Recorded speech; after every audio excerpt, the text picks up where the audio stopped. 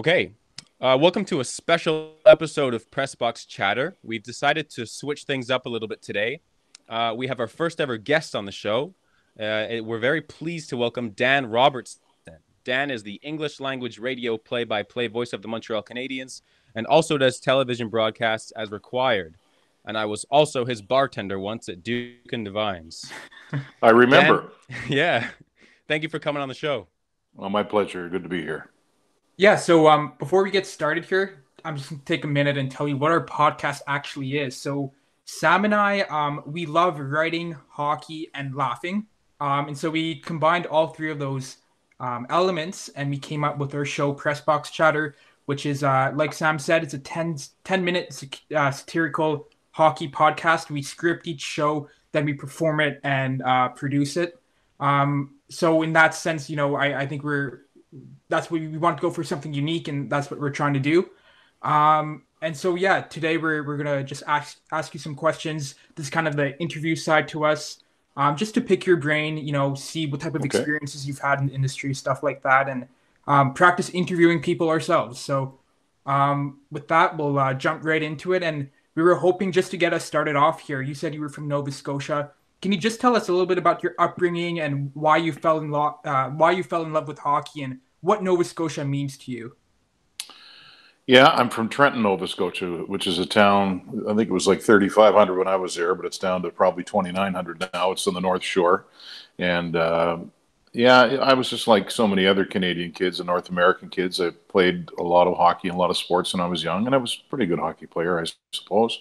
And then I guess like everybody else too, I watched a lot of Hockey Night in Canada, and that sort of seeped into my brain. And I ended up going to university and wasn't sure what I wanted to do. I ended up getting my Bachelor of Arts with a major in English, and then I think one day I was actually I had a job as a security guard for a while in Vancouver just to kill time and try and figure out the next move. And then I came back to Halifax, and a friend of mine said there's a broadcasting school just down the block, and I guess I'd been thinking about giving that a try. I remember watching Sports Center or whatever it was back then and thinking I could probably talk about sports for a living. So ended up getting into school and didn't really think of play-by-play right away.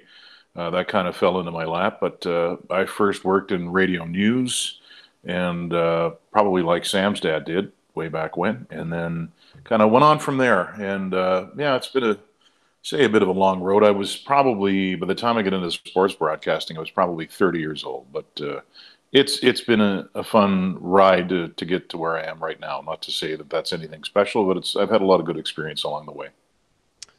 When you say play by play kind of fell into your lap, what do you mean by that? Like how did you get started in that? Well, the job that I had at CJFX in Antigonish, Nova Scotia, I used to read the news and read the sports. And then I ended up getting married, and my wife at the time was living in Denver. So I moved there and I didn't work, couldn't get a green card. Came back and I had actually a cassette of a 5 minute radio sportscast that I read. So when we moved back to Halifax, I went to Eastlink TV, which is a community station, and I went in and met the boss there, Brett Smith, who's still a good friend of mine. And I gave it to him, and he liked it. And he said, "There's an opening to do color commentary on the Halifax Mooseheads games." It was really, I don't want to say low grade stuff, but we would record the game and then show it the next morning at 7 o'clock. So you can imagine how great the ratings were at 7 a.m. But that was kind of a way to get started. And then one day, one of the guys called and said the play by play guy, Brad McCon at the time, he can't make it. So I said, okay, I'll give it a go. And that first game, one of the players slid into the inboards and kicked a hole in the boards. And it took them 20 minutes to fix it. And I was just kind of left to my own devices. I can remember that. And, you know, basically told every story that I had ever learned or every experience that I'd ever had. But so that's kind of how I got into it. And then it was, I started doing hockey, and then I did football and basketball, primarily did some soccer too, although with basketball, football, and soccer, I never tried to come across as an expert. I wasn't, but it was fun, and I learned a lot. And I think they're all kind of interrelated. So that's sort of how I got into play by play. And how'd you make your way up to now you're at the NHL level? Is it like a similar process to how NHL players just kind of have to climb the ranks to make it up there? Is that how you were able to get to where you are now?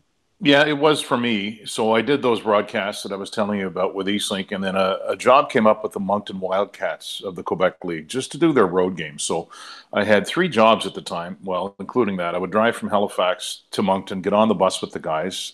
Corey Crawford was on that team. He was a 16-year-old. He just retired, so that makes me feel really old. Steve Bernier was on that too. Bernier was a first-round pick of the Sharks. I think he's still playing overseas somewhere. So that was that. And then after that, a full-time gig opened up with Eastlink. So it was a lot of Quebec League hockey, a lot of university hockey and football and basketball, like I said. And all along the way, I was applying for jobs anytime I would find out about them. So, I applied for a play-by-play job with the Devils on radio, with it would have been Phoenix back then. I applied for a hosting job with Tampa. And at one point, I gave myself sort of a deadline of 40 years old. I thought if I don't make it by 40 at the NHL level, I'll find something else to do. All of a sudden I was 40, and I thought, I don't know what else to do. So I'll just keep doing this. And I enjoyed it. But then things changed in 2014. Basically, I found out about the job opening at TSN 690. I made a call, sent an email actually, and the boss said, "Send me, an example of your work, and I'll get back to you tomorrow." So I sent it right away, and he called me about 10 minutes later. So I kind of knew that he liked what he saw, and it was a quick process from there, and I got the job. When you were getting started, just like in the Quebec League and in the minor leagues, I guess would be like what are some of the things you were learning or teaching yourself about the job? Because there's no really like play by play school or like I guess like nothing to necessarily teach you. A lot of it would be self taught or from others. What are some key things that you learned while you were starting out and then eventually getting to TSN? No, that's a good point, Ryan. It is true.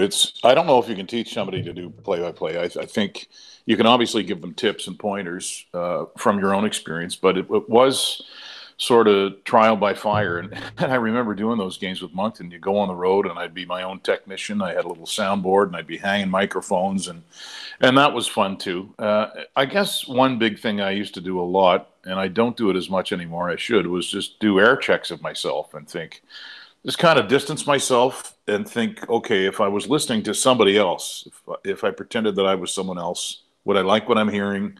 What do I have to do to get better? And I suppose over the years, I've watched so many hockey games and other sports too, that you pick up enough from really good play-by-play guys, and you kind of assimilate some of their style into your own, I think. And but that was it. I mentioned Brett Smith, who was my boss at Eastlink. He didn't, I mean, he was no expert, although he was like anybody else. He watched a lot of TV. He knew what he liked, an excellent TV director. But I got a lot of reps in, and I don't, I guess I was self-taught in a way, right? You just kind of pick somebody's brain if there's someone to pick, but I didn't really know anybody. So I felt that I was on the right path. I actually, in 2010, the long story, actually, I forgot about this, but in 2005, a friend of mine knew he was the executive producer at Hockey Night in Canada at the time when CBC had it. And I sent him a tape. I got a contact with him, and they ended up hiring Jim Hewson. But he said, you were shortlisted for the job. He said you were down to the final three. So I was 35, and I thought, okay, I'm probably on the right path here. So that's what it was, though, a lot of self-reflection and air checks. But you're right. Like if you guys were to ask me how to do play-by-play, I could maybe listen to a tape if you've done some and try and help you along the way, but it's pretty hard to teach somebody, I think. Mm-hmm. Yeah, there's no there's no textbook for it that you can kind of study and figure out how to do it. Right. Do you feel like maybe you said you graduated with a Bachelor of Arts and you majored in English? Do you think that might have helped you with like kind of putting together your wording when you're doing play by play? I don't know about that, but it all speaks to sort of I guess my background. Like when I was a kid, I read everything I could get my hands on, and 99% of it was sports related, sports biographies and whatever. But I do think I'm a decent writer too, I think, and I think it's all interrelated. So it's all kind of language driven. And if I spoke like some toothless hillbilly, then chances are I wouldn't get the job. Although you never know, I might I might be the greatest thing since sliced bread. But there is something to that. Yeah. Sorry for all the toothless hillbillies out there. I apologize. It's okay. I don't know how many toothless hillbilly listeners we got, so Or even toothed hillbillies. Yeah. it's true. What about he said, you only got your break like much later in life, which is Yeah. in some respects, I guess it's unique. I don't know when other people get their breaks, but over all those years, what is it that kept you motivated? Was there something, someone, or was it just a sense of like you said before, I'm on the right track? I always thought that if I got to 60 years old, 55 years old, and I never got a crack at the NHL, I would be disappointed. And I don't mean for this to sound egotistical, but I thought that I belonged. I thought I was good enough to do that. So, I mean, that was part of it. And the other part was, and I liked my other job that I had too. I don't want to make it seem like it was onerous or anything like that. There was a lot of travel and it was getting a little bit repetitive, but I kind of had that challenge in my head. So that was it. I used to play strange games with myself. I guess the way my schedule used to be, I would work a hockey game Friday, and then I would eventually Saturday have whatever football, basketball, or hockey, and I'd get home for Hockey Night in Canada. And lots of times I'd sit there and think, I might not be quite as good as this guy, but I don't think I'm far off. And then I'd think, well, maybe I'm just delusional. Am I crazy? Do I actually suck and I don't know the difference?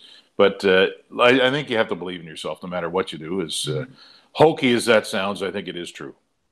Well, that's interesting because, I find like Sam and I are just getting started on this process of making your own podcast. But really, I feel like it's more of a show, the way we script it and perform and, add in all our audio stuff. And I think like one of the things, we probably both think is like, are other people laughing when they listen to it? Like we know our friends laugh. They tell us they laugh.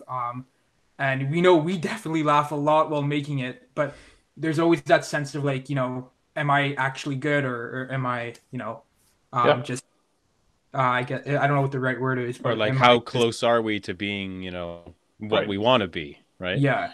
Yeah. That's normal though, right? That's human nature, I think. And I mean, people have asked me in the past. I had a friend I actually went to broadcasting school with, and his son and we spoke on the phone, and it was a project he was doing. He wants to get into this line of work, and he said, if I work hard enough, can I get to the top? And I said, not necessarily. I mean, I don't believe in if you keep working hard, you're going to go where you want. Well, I can work as hard as I want. I'm never going to be a champion high diver. Like you have to have some kind of skill of what you're doing. So I didn't mean to burst his bubble, and I don't mean to burst anybody's bubble, but it's common sense, right?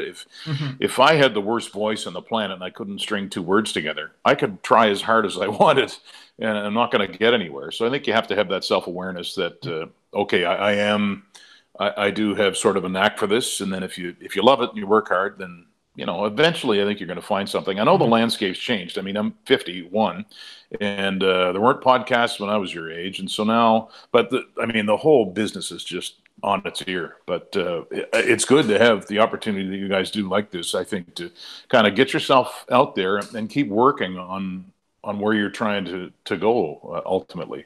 Yeah. Well, I have to say, I love the honesty because we're going to ask you some questions in a few minutes about, like the future of the sport industry. And I find, people can sugarcoat it sometimes or sugarcoat things. And I just think the honesty is important when we talk to, people in industry. We want to know what the truth is about whether it's, how to get to where we want to be or what the future of the landscape may be. So I appreciate that. Yeah, no problem. Because people can say, well, work hard and do anything you want, but it's important to know, what to actually expect. Like, I mean, Ryan said we'd get into it into a few minutes, but I don't see why we wouldn't ask you now. Like, where do you think the future of like sports broadcasting is going? Given all the cuts that there were at Bell recently, the last month or so, what direction do you think it's heading in? The whole industry. Yeah, I wonder for a lot of reasons. Will it be on, in 5 years, will it be on television anymore? Will everything just be streamed? I read an article, and I wish I remember where I found it, and it kind of shook me a little bit, but it didn't it shouldn't have. And I think the guy wrote, in 10 years, will there even be radios? I mean, I do radio play-by-play primarily, and I thought, well, that's crazy. Then I thought, well, is it? I mean, yeah, we all have our Bluetooth speakers and we stream everything.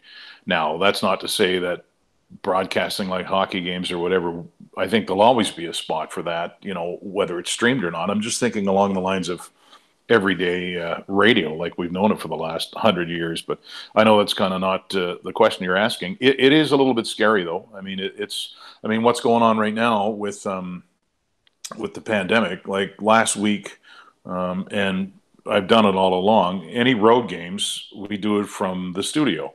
Whereas before, I when things are normal, I travel with the team, and you're in the rink, and you can actually see what's going on. Last week, I did a TV game at the TSN studio in Toronto, and the game was in Winnipeg. And it's not ideal, but I look at it and think, somebody's saving a lot of money here by doing this, and I get that. So I don't know. I don't know if scary is the right word. I mean, things are always going to evolve, but it's pretty hard for me to predict what to expect over the next few years. Mm-hmm. What's it? Oh, Ryan, did you want to go? Well, I was just gonna ask, on the whole comment about, you're now calling the games from, you're not at the game basically. Just road games, yeah. Yeah, or road games. Yep. What's that been like? Just to like not actually be in the atmosphere, at the rink. Like, does it take away from just curiosity? Does it take away from anything that you do when you actually calling the game? A little bit. I mean, the atmosphere isn't there anyway because there's no fans, but just so you're watching, like I'm watching a game like you would on TV. We're watching the same thing. And if the producer is late or whatever, they're late coming back from commercial. And the other night that happened, I can't remember who was producing the game, but or what network it was on, but the puck was dropped and they were still in a replay. Somebody hit the crossbar and I didn't know. I mean, I saw it later in the replay. And actually, I could hear it because the ice sound that we have that in our headset. And I hear ding, and they're still showing like a player, I don't know, profile or something like that. So those things can happen, and you can't see the play develop the way you would like to. But you know what? I look at it and think I'm lucky just to be calling games right now. Mm-hmm. Whether it's sitting in the studio or whatever. So it's not perfect, but it's understandable. Yeah, and.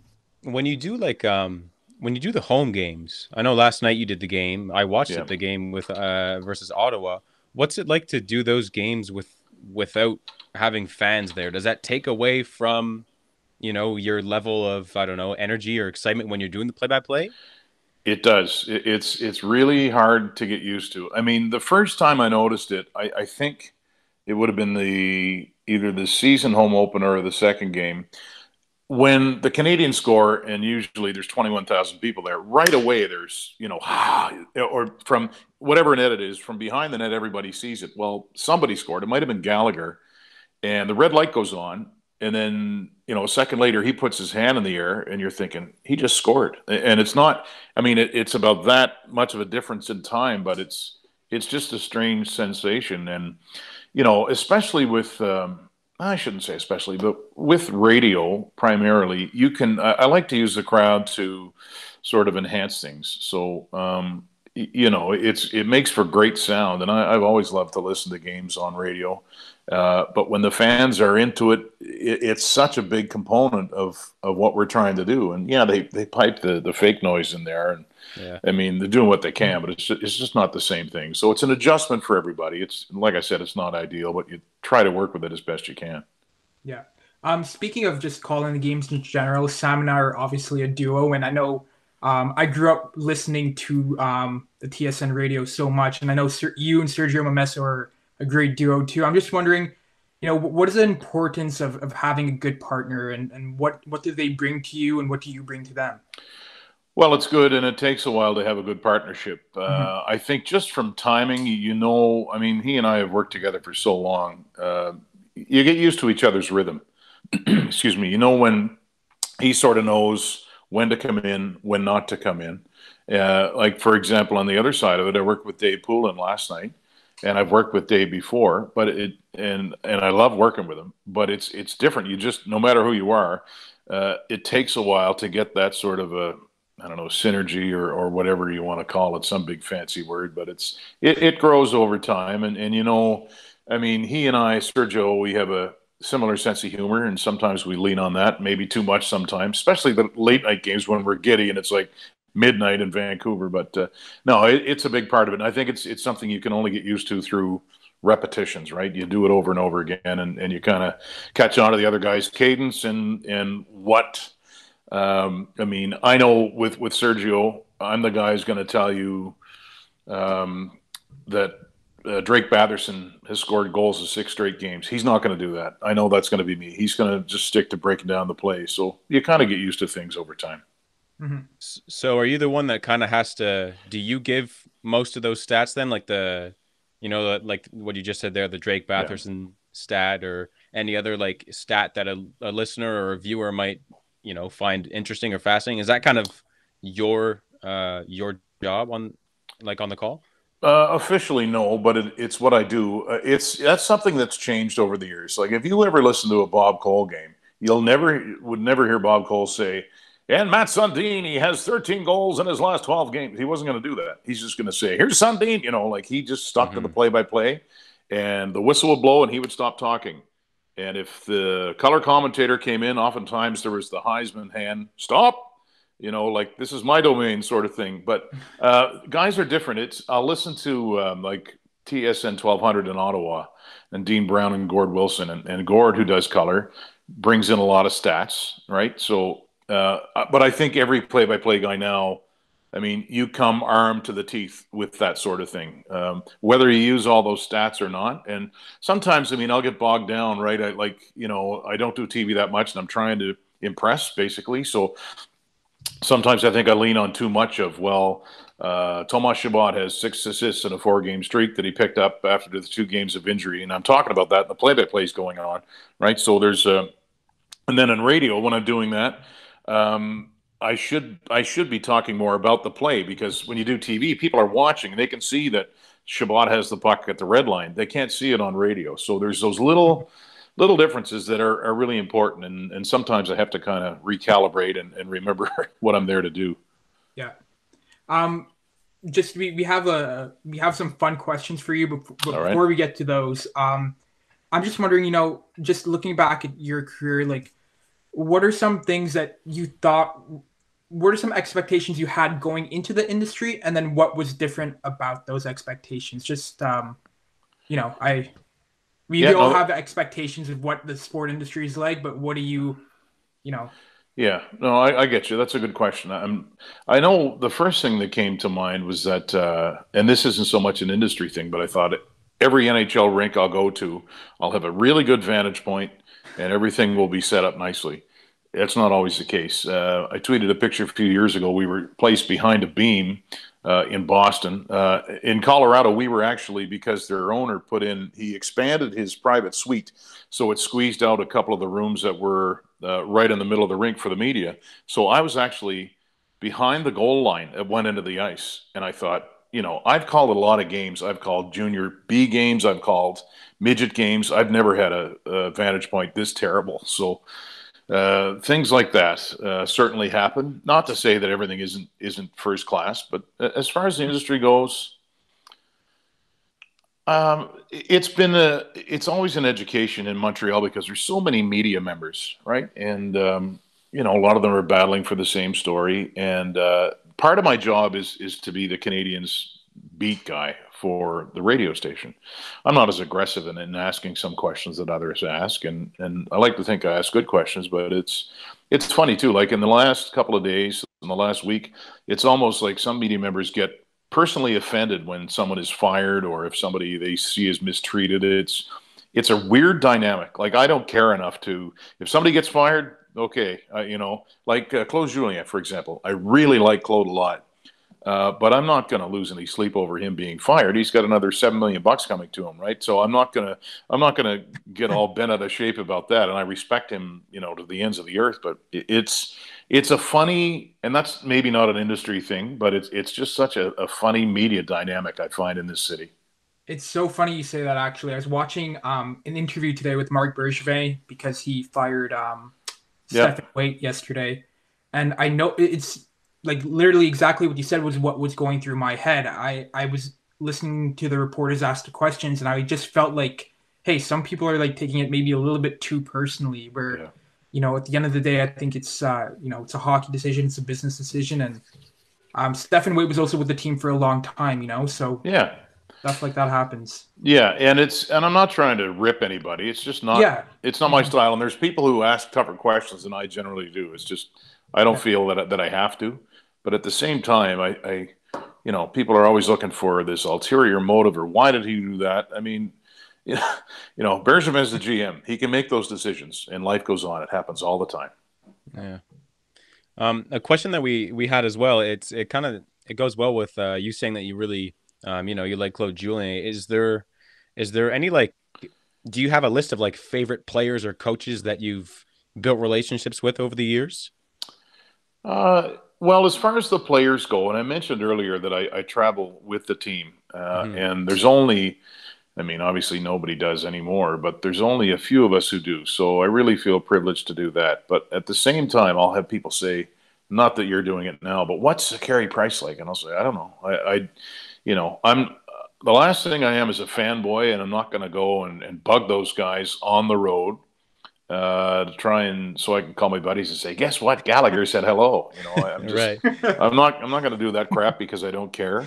Um, but I mean, I mentioned Gallagher. He is someone that I don't have a relationship with him or anything like that. But I think over time, just because I've been there so long, I think there's kind of you hope there's a respect that I try not to ask stupid questions. Every once in a while, one will come out, and it might not be great, but I think they appreciate that and they understand it. But with Claude, I had a good relationship. I mean, he, confided in me a couple of times on the plane. He asked me a couple of questions on what the media was thinking about certain players, and I felt good about that. Again, not quite can say Claude asked me a question, but it was just sort of a professional thing where I thought he knows I'm not going to go to Twitter and say, "Guess what Claude said about this guy," Yeah. right? So, but those guys are good. I could sometimes. This is funny too. Dom Ducharme's the head coach now, as we know, the interim head coach, and I was in Halifax when he was there. I was at his first press conference when they hired him in 2011, and I don't like to bother people much. So we used to do Moosehead's games, and I should have gone into his office before every game to ask him questions, just so I could get more in tune on what was going on. But I just didn't want to bother him. Now he gets a job, and I'm thinking, man, I should have gotten close to that guy. That would have helped me right now. But that's just not who I am. So, but it is an interesting kind of a dynamic. I mean, I knew Drouin a little bit too from those days, but we never say, we don't say much. And it's just if I was in Arizona where four people cover the team, then it would be different, right? I'm sure I'd have a close relationship with the players, but I don't now, and that's 100% fine with me. Just picking up on something you said, like what type of, and you don't have to answer this, but what type of questions would the coach ask you, or why is he asking you those questions? Does he, just out of curiosity, like how much do they care about what the media is saying? Like what is the strategy behind that?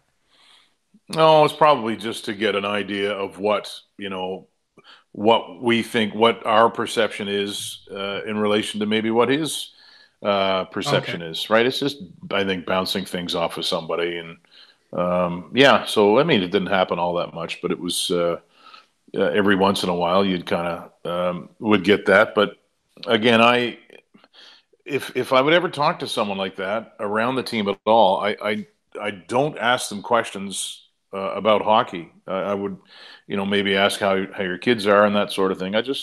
Everybody's under the spotlight so much here. I don't want to be another guy to try and get some inside information just so I can be the first to tweet something. Although Mhm. that works for some people. That's just not Yeah. good for me. Yeah, definitely. Another little fun question for you here. What are some of your favorite cities that you've traveled to, or at least favorite cities that you've traveled to? Vancouver for sure.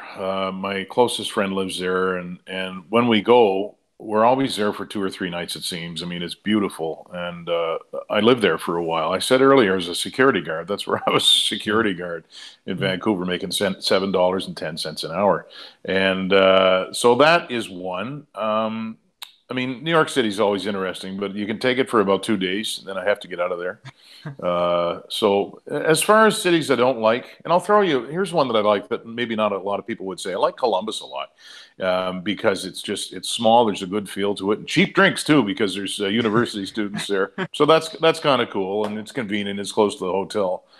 Uh, Winnipeg, you freeze to death there, but it's a great place to call a game. It's a smaller rink. You're right on top of everything. So it's tough to pick a city that I really don't like. And I always remind myself, even if it's, we're somewhere and the weather sucks or whatever, I always think, yeah, shut your mouth. You're in the NHL. You're getting on the charter after the game. So just relax a little bit. Would you ever get the life scared out of you when Columbus would fire the cannon? Every time. It's hard to get used to. It's coming. I mean, Yeah. Sergio was going to kill the guy one night. The night Columbus beat the Canadiens 10-0, right? So it's just like enough. But I'll tell you what's terrible is the horn in Ottawa. And the Bell Center one's not much better, but doing the games remotely when they're in Ottawa and that horn goes off, there's no need of that. And you know what? Coming to think of it, I love Ottawa as a city, but to go all the way out to Canada in a dated arena a little bit, it's not one of my favorites. Mm. I'm sure I'll take heat over that, but I don't mind. It's fair. Yeah, we can cut that part out. I don't care. Any of the toothless hillbillies watching will really give you it on Twitter. That's okay. So just one of our final questions here before we wrap up. If you were starting out today, based on what you know, what is something you would try to do to make it into the sport industry? What is a piece of advice or, something you would do yourself? Well, when I was about 22, I went to broadcasting school that I mentioned earlier, and I got to cover a celebrity golf tournament in southwestern Nova Scotia, and Ron McLean was there. And I asked him that question, and he said, work. He said, he talked about volunteer work that he did in the industry when he was young and how it helped him. He just said, whatever you can do. If they pay you, great. If they don't pay you, well, you can live with it. And honestly, that's what I did. And when I started with Eastlink, I can remember I was making $75 a game. And there were times before that I wasn't getting paid at all, but I didn't care. I mean, I was younger and I was enjoying it. And I thought, this is cool. It's cable TV, but it's TV, and it gives me a good opportunity to get better. So, yeah, I think that would be it. I mean, I've had guys ask me that if you want to do play-by-play and go to a university game, sit in the stands, do play-by-play in your head, like do it off the TV. I know it might sound silly, but how else do you get started with it? So it's just don't be scared to work. Don't be scared to work for nothing, but not forever. Don't let people take advantage of you either. Yeah. 2 weeks ago, actually, I think it was a week or 2 weeks ago, Ryan and I were we threw up a YouTube live stream, and we did play-by-play and color commentating for it. Was the game after the Sens came back against the Leafs. So it was the game that the Leafs won 6-2, I think. And something that was really difficult for me was trying to figure out, saying each proper player's name when they have the puck, because sometimes I can't really tell. Like, I'll have to rely on, are they lefty, are they righty, when I can't see the number. So a question I have for you is like, and I was thinking about this when you were doing the Winnipeg game last week. What's going through your head when you're calling the play? How do you know what to say? How do you know what not to say? Yeah, I think actually somebody asked me that this morning. I think a lot of it is just, it's almost like muscle memory, because I've done it so much, and I don't want this to sound the wrong way, but there's times where, pardon me, I'll say something, and I'll whatever it is, I'll speak for a minute or whatever. Maybe the action is hot and heavy, and then it'll end, and I'll think, where did that come from? You just kind of open your mouth, and there it is. So over time, you just sort of develop some sort of a style, and I think it is important too to go back and look and listen and look what you're talking about. That's tough for me too. I mean, the Senators have those reverse retros, or is it retro reverse, whatever the hell it is, and they don't look bad up close, but you look at them on a TV screen in the studio, and the numbers are really hard to discern. So you there's little tricks like, the line combinations. So if Yes. somebody on the left wing and I can't see him, but I know who the center and the right winger are, I can pretty much figure out who it is. But yeah, it's not easy. And even when I started this job, the play was so much faster from where I was coming from, even in the buildings, and not calling games off TV. It was tougher at first, but you just kind of learn to compensate and learn to maybe anticipate where the puck's going to go. But that's the fun thing too. It's always a challenge. I used to host when I started in TV a lot, and I didn't mind it, but to me it became cut and paste after a while. But when you do play by play, it's always improv, right? It's just always a challenge, no matter if it's sometimes the slower games are more of a challenge because you're trying to make it not sound interesting, but you try to sound engaged. So that's part of the fun. It's always, it's never easy. I'll put it that way. How does like calling play by play on on radio differ from doing it on TV? Because on TV you can see the action. You kind of know, you don't have to be as descriptive, I would imagine. Is that the case?